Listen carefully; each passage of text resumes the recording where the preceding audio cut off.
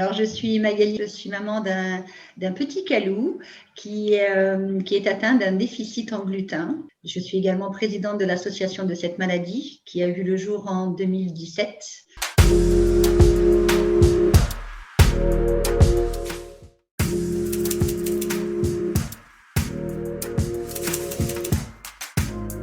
En fait, nous avons eu le diagnostic lorsque mon petit Calou avait 4 ans. On a donc vécu l'errance de diagnostic, mais aussi l'erreur de diagnostic puisqu'il a été étiqueté avec une épilepsie idiopathique pour commencer, puis avec un syndrome de Dose pour finalement tomber sur le bon diagnostic, j'espère, le déficit en gluten. Donc, Calou avait 4 ans lorsque le diagnostic est tombé. Et en fait, quand je suis rentrée, moi, à la maison, un petit peu assommée par tout ça, je me suis demandé ce que j'allais faire de tout ça et ce qu'allait être notre vie maintenant. Et puis, je me suis dit que je ne devais pas être la seule maman dans cet état-là. Je ne devais pas être la seule maman à m'inquiéter autant pour mon gamin. Et puis, je suis allée sur Facebook. J'ai créé une page d'information et de soutien parce que j'avais bien l'intention de savoir à quelle sauce nous allions être mangés. Donc, j'ai créé une page, je ne vais pas dire associative parce qu'à l'époque, ce n'était pas l'association, c'était vraiment une page d'information pour le grand public.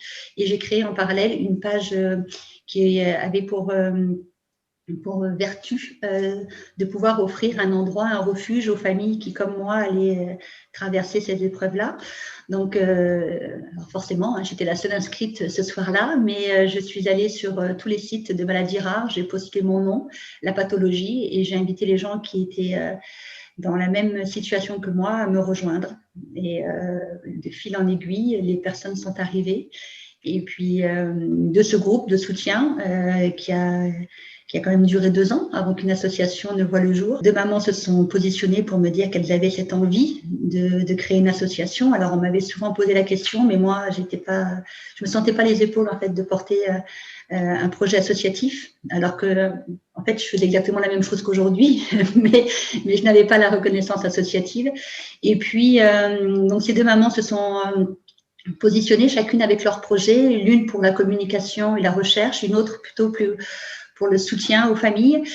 C'était un projet dans lequel je me reconnaissais plus et les 2 voulaient que je travaille avec elles. Donc, je leur ai demandé de travailler tous ensemble et l'association est née comme ça. Elles m'ont un peu forcé la main, je dirais, mais elles ont eu raison de le faire parce que je me sens à ma place aujourd'hui en tant que présidente de cette association.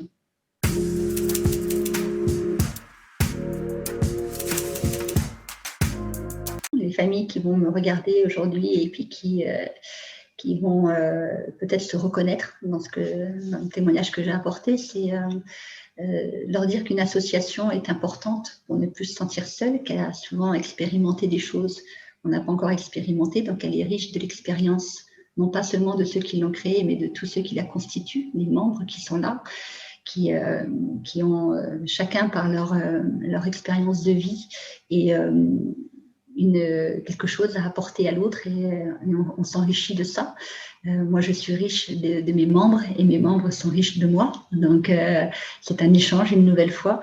Je suis la représentante de l'association, mais je ne suis pas l'association. L'association, c'est mes membres et moi. Donc, et ça, c'est important de le dire. Sans eux, je suis rien. Et sans eux, l'association n'existerait pas. Donc, et ça, c'est important.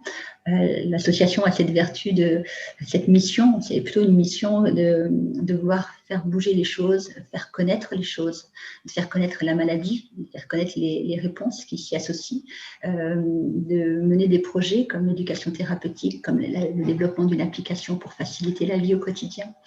C'est aussi apporter une écoute.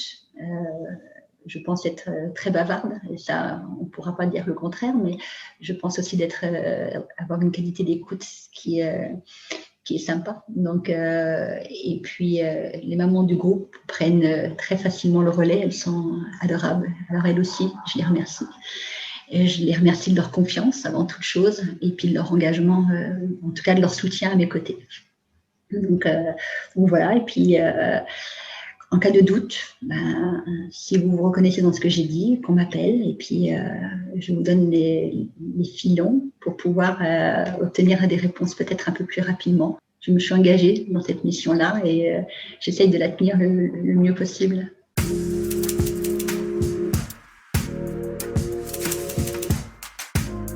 J'ai à cœur de recevoir toutes les personnes qui vont intégrer le groupe.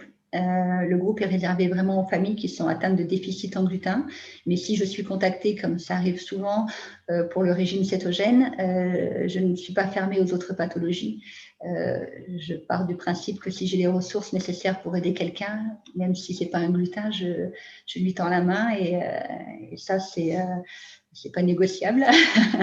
Par contre, voilà, sur le groupe, il n'y a que des mamans ou des papas qui sont concernés par le déficit en gluten.